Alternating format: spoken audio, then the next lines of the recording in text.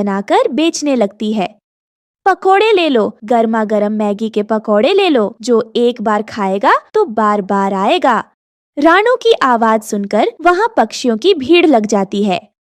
अरे रानू बहन, इन मैगी के पकौड़े की खुशबू तो बहुत अच्छी आ रही है, जरा एक प्लेट लगाना तो सही। अरे हम भी तो चक्कर देखें, आखिर ये मैगी के पकौड़े कैसे हैं?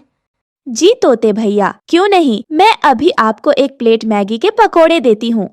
वो मैगी के पकोड़े खाकर हरिया तोता उनकी खूब तारीफ करता है। इस तरह रानू चिड़िया की मैगी के पकोड़े की दुकान खूब अच्छे से चलने लगती है। तभी अचानक से एक दिन उस जंगल में वो चील जिस पर गोरी ने हमला किया था, वो वहाँ उसे ढूंढता हुआ आ जाता है। इसी जंगल में वो कौवी और चिड़िया रहती है जिसने उस दिन मुझ पर हमला किया था। मैं उन दोनों को नहीं छोड़ूंगा, अपना बदला लेकर रहूंगा। ये कहते हुए उसकी नजर रानू चिड़िया की मैगी के पकौड़े की दुकान पर पड़ती है। अरे ये तो वो ही चिड़िया है जिसे मैंने उस दिन पकड़ा था, पर उस दिन कौवी ने इसे बचा लिया था। लेकिन कोई बात नहीं, आज इस चिड़िया से अपना हिसाब पूरा कर लेता हूँ, उस कौवी से बाद में निपट लूंगा। ये कहकर चील रानू चिड़िया की दुकान पर जाता है और उसकी दुकान पर तोड़ फोड़ मचाना शुरू कर देता है। अरे चील भाई, आप ऐसा क्यों कर रहे हैं? कितनी मुश्किल से मैंने अपना ये ठेला लगाया था। इन मैगी के पकोड़े को बेचकर ही तो मैं अपने बच्चों का पेट पाल रही थी। आपने मुँह गरीब के पेट पर लात मारकर अच्छा नहीं किया। हे चिड़िया, तू चुप हो जा, मुझे मत बता क्या सही है क्या गलत है। शुक्र मान मेरा जो तेरी जान नहीं ले रहा, बस तेरा मैगी के पकौड़े का ठेला ही तोड़ा है, वो भी तुझे सबक सिखाने के लिए। ये कहकर चील वहाँ से चला जाता है। रानो चिड़िया अपना टूटा हुआ ठेला देखकर बहुत रोती है। तभी गोरी कौवी वहाँ आती है। अरे रानू, क्या हुआ? तुम इस तरह क्यों रो रही हो? और तुम्हारा ये ठेला किसने तोड़ा, बताओ मुझे।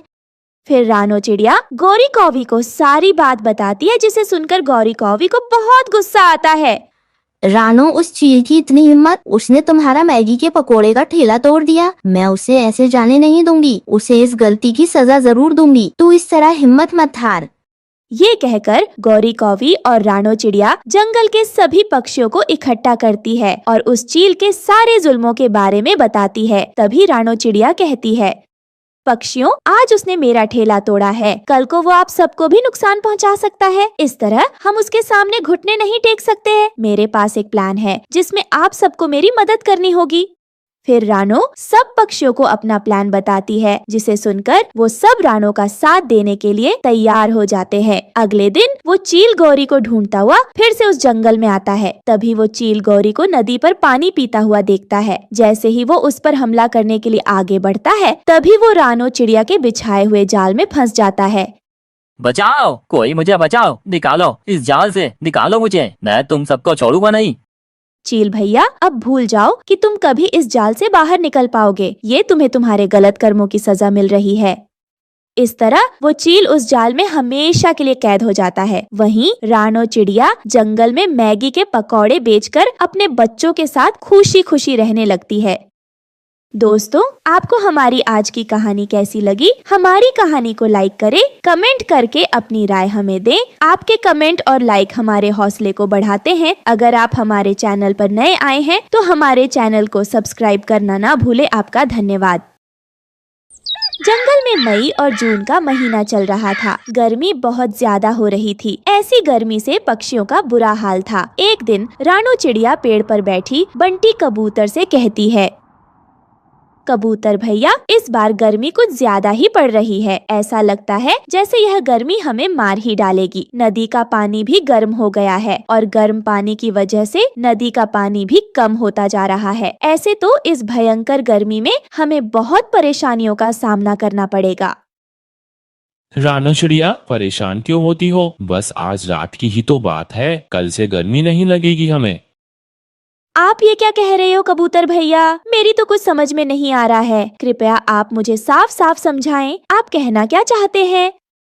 रानो बहन, क्या आपको नहीं पता? जंगल के सारे पक्षी आज रात ही शिमला के जंगल में चले जाएंगे। क्या आपको कालू और गौरी ने कुछ नहीं बताया? शायद वो दोनों भूल गए होंगे। आज रात ही हमें शिमला के लिए निकलना होगा। सारे पक्षियों ने अपना अपना सामान भी बांध लिया होगा। मैं भी सामान बांधने ही जा रहा हूँ, आप भी अपनी तैयारी कर लीजिए। नहीं बंटी भैया, कालू कौवे और गौरी कौवी ने मुझे कुछ नहीं बताया इस बारे में। मैं अभी जाकर उन दोनों से पूछती हूँ। ये कहकर राणो चिड़िया कालू कौवे और गौरी कौवी के पास जाती है और उनसे कहती है, कालू, गौरी, आपने मुझे शिमला जाने की बात क्यों नहीं बताई? आपने तो अपना सामान भी बांध लिया है। राणो चिड़िया, हम बहुत दूर शिमला के जंगल जा रहे हैं, पास वाले जंगल नहीं। वहाँ जाने के लिए तुम्हारी औकात नहीं। और सारे पक्षी बम्बू कॉप्टर से जा रहे हैं और बम्बू कॉप्टर का किराया बहुत ज्यादा है। तुम्हें याद है चिड़िया, तुमने मुझसे 100 रुपए उधार लिए थे। कब देने का इरादा है फिर तुम्हारा? हाँ गौरी बहन, मुझे सब याद है। काम लगते ही सबसे पहले मैं आपको 100 रुपए दे दूंगी। लो कर लो बात। देखो जरा, 100 रुपए वापस देने की औकात नहीं। और शिमला की सैर करने जाएगी, वहाँ जाने के लिए पूरे 1000 रुपए चाहिए। बम्बू कॉप्टर का किराया कहाँ से दोगी? इतने पैसे नहीं है तुम्हारे पास। यही सोचकर हमने तुम्हें नहीं बताया। चलो चलो, अब रास्ता छोड़ो। तुम्हारे चक्कर में कहीं बम्बू कॉप्टर न छूट जाए। भारी भरकम किराया दिया है हमने उसका। हाँ नहीं तो। राणो चिड़िया वापस अपने घर लौटती है और अपना सामान बांध लेती है। बम्बू कॉप्टर भी आ चुका था। सारे पक्षी बम्बू कॉप्टर में बैठ चुके थे। राणो चिड़िया अपनी बेटी के साथ एक किनारे पर बैठी थी। तभी बम्बू कॉप्टर का ड्राइवर उसके पास आता है और उससे कहता है, राणो चिड़िया, क्या तुम्हें भी शिमला के जंगल जाना है या नहीं? हाँ ड्राइवर जी, हमें भी शिमला के जंगल जाना है, पर हमारे पास बम्बू कॉप्टर का किराया नहीं है। आप इजाजत दें तो मैं और मेरी बेटी बम्बू कॉप्टर की छत पर बैठकर चले जाते हैं। अरे राणो चिड़िया, ये क्या बात हुई? जाओगी तो किराया तो तुम्हें देना ही पड़ेगा। ड्राइवर भाई जी, अगर यह चिड़िया फोकट में ही शिमला जाएगी तो हम भी फोकट में जाएंगे। हमारे किराए के पैसे वापस करने होंगे तुम्हें। हमारे पैसे मुफ्त के थोड़ी आ रहे हैं। राणो चिड़िया, किराया तो देना ही होगा, वरना मैं बम्बू कॉप्टर से तुम्हें नहीं ले जा सकता। ड्राइवर बम्बू कॉप्टर लेकर वहाँ से चला जाता है। वहीं गुड़िया चिड़िया तो रोने लगती है। गुड़िया बेटी, चुप हो जा। शिमला के जंगल तो हम जरूर जाएंगे। हम इस बम्बू कॉप्टर के पीछे पीछे चलेंगे। ठीक है बेटा, अब चुप हो जा। ऐसे बम्बू कॉप्टर आगे आगे और राणो चिड़िया अपनी बेटी के साथ उसके पीछे पीछे उड़ी जा रही थी। अचानक से एक जगह बम्बू कॉप्टर रुक जाता है।